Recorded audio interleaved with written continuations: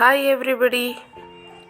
So today we will start the prose 8, The Woman on the Platform 8, which is written by Ruskin Bond, my dear friends. Welcome to Vista Study Visit, guys. We have already learnt about Ruskin Bond in our previous video about the author. Okay? So let us start. Pre-reading activity. Imagine you came across a stranger while traveling on a train or a bus. What would be your reaction when the stranger speaks to you? Is it advisable to speak to strangers? In group of four, discuss these questions and then have a classroom discussion, guys. The Woman on a Platform 8 is a small story of a boy who had an encounter with a woman on platform 8. As you read the story, make a note of the people he comes across, his feelings for them.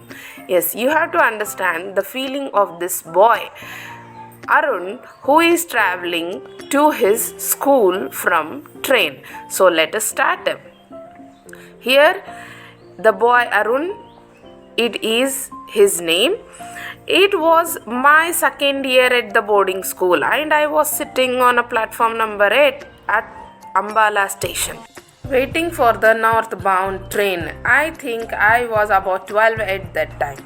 My parents considered me old enough to travel alone and I have arrived by bus at Ambala early in the evening. Now there was a wait till midnight before my train arrived.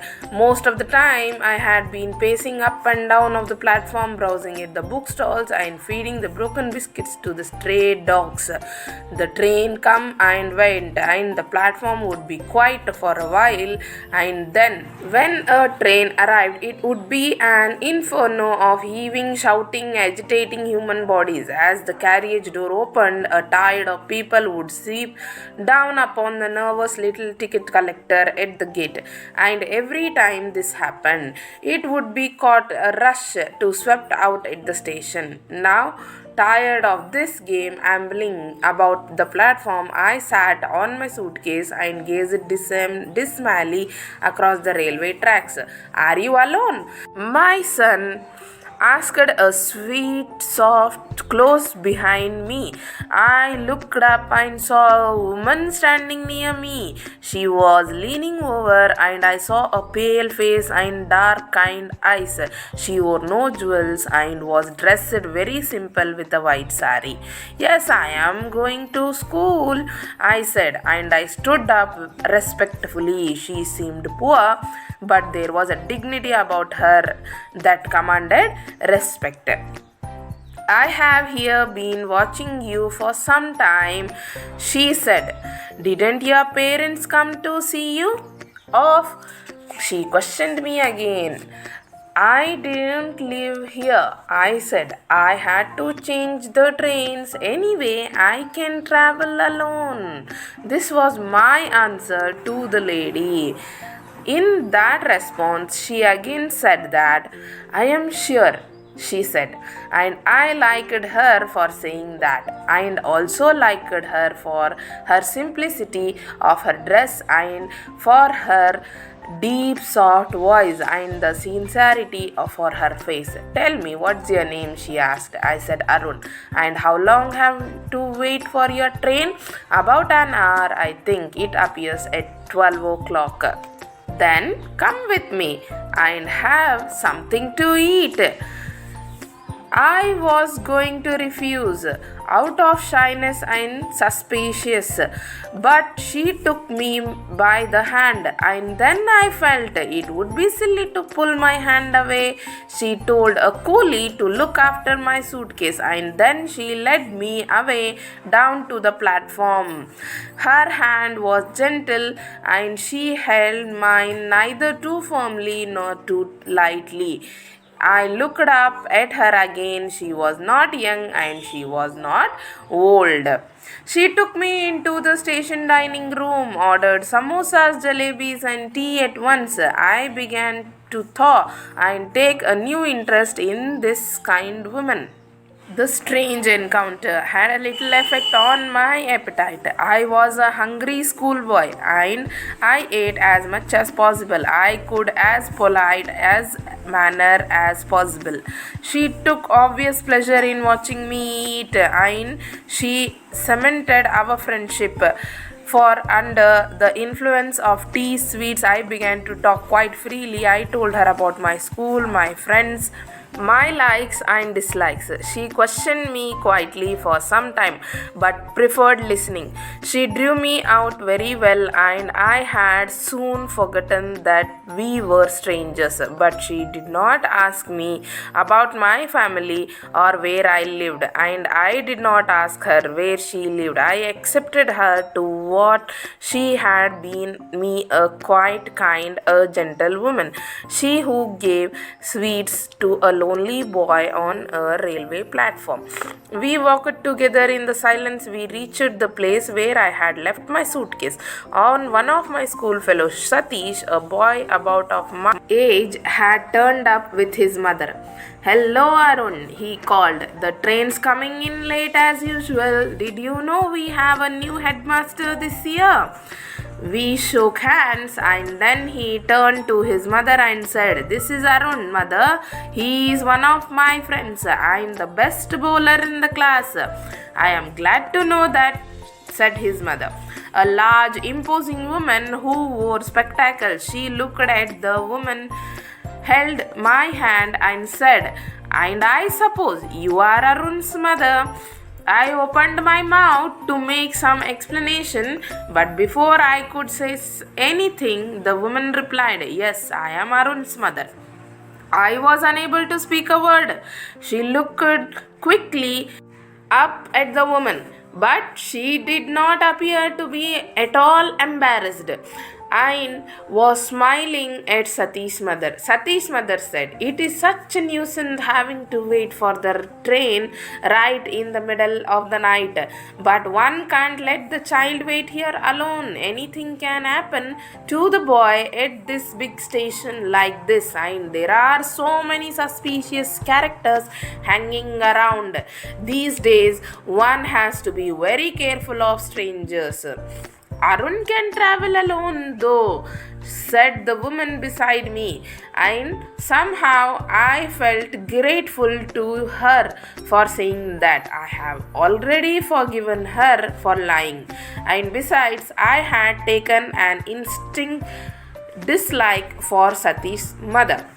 "Well, be very careful, Arun," said Satish's mother, looking sternly at me through her spectacles. "Be very careful when your mother is not with you. I never talk to the strangers."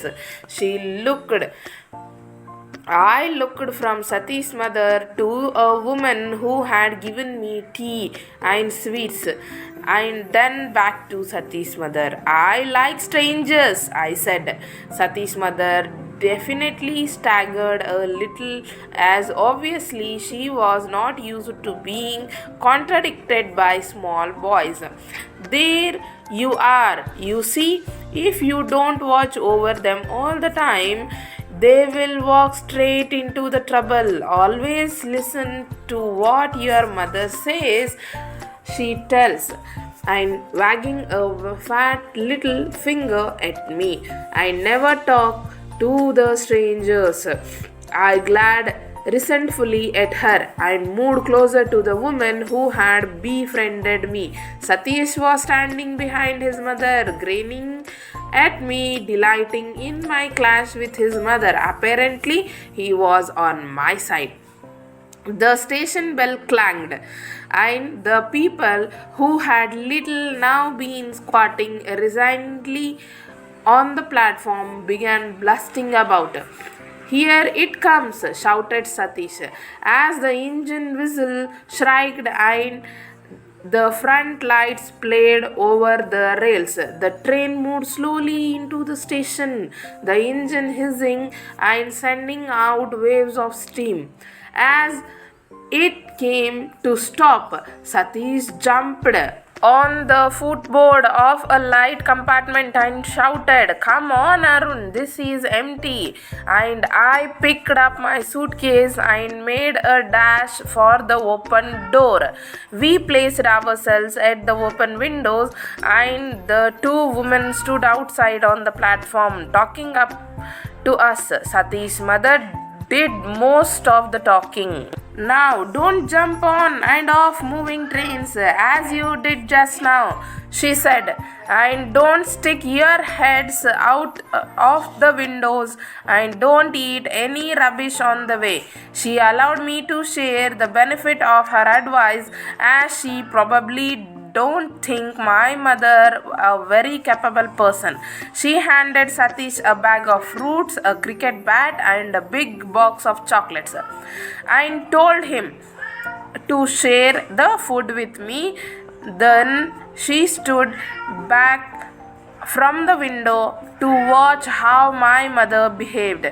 I was smarting under the patronizing tone of Satish's mother, who obviously thought mine a poor family, and I didn't intended giving the other woman away. I let her to take my hand in her hands, but I could think of nothing to say. I was conscious of Satish's mother staring at us with hard, beady eyes, and I found myself hating her with a firm, unreasoning hate. The guard walked up the platform, blowing his whistle for the train to leave. I looked straight into the eyes of the woman who held my hand, and she smiled in a gentle, understanding way. I leaned out of the window and put my lips to her cheek and kissed her. The carriage jolted forward, and she drew her hand away. "Goodbye, mother," said Satish as the train began to move slowly out of the station. Satish and his mother waved to each other. "Goodbye," I said to the other woman. "Goodbye, mother." I didn't wave or shout, but sat still in front of the window, gazing at the woman on the platform.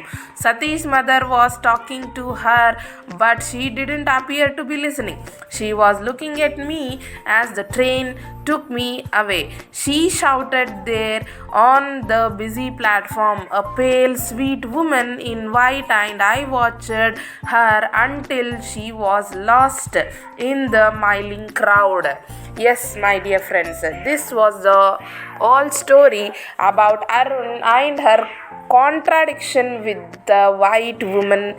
Okay, here we have to consider Arun's feelings, where one strange woman, kind woman, was ready to help Arun. In the other case, the Sati's mother was very much obviously the conscious or over thinking and protective woman. This was the story of a woman at the platform number 8, guys. If you like the video, share it with your friends and family members.